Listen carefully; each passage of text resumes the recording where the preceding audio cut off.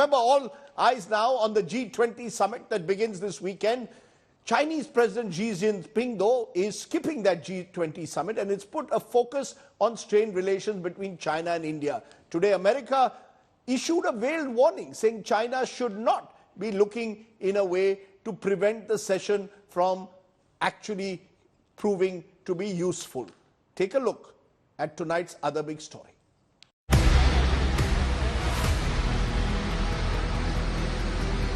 India is all set to welcome world's top leaders to the G20 Summit.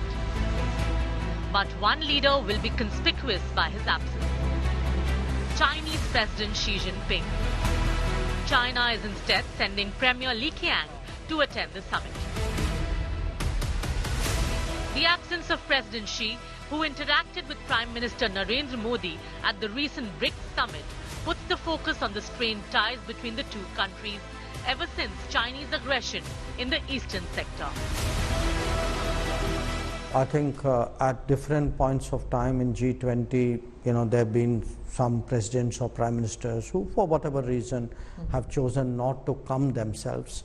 But, that country and that country's position is obviously reflected by whoever is the representative on that occasion.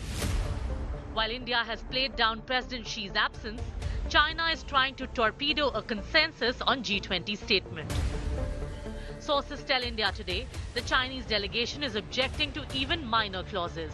According to sources, Beijing is opposing the inclusion of summit motto Vasudhaiva Kutumbakam in the statement.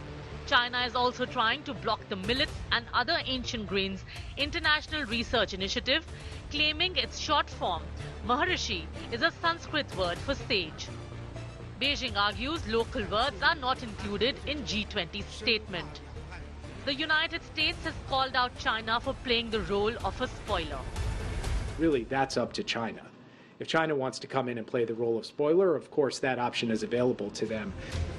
China's obstructionist approach is affecting the overall efficacy of the G20 as a platform for global cooperation. The grouping is already affected by the divide between the West and Russia over the Ukraine war.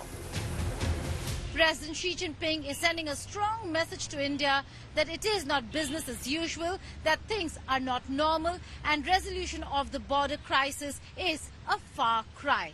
It seems like China is trying to send a message not just to India but to the world on a divided world that the global community today looks like and is.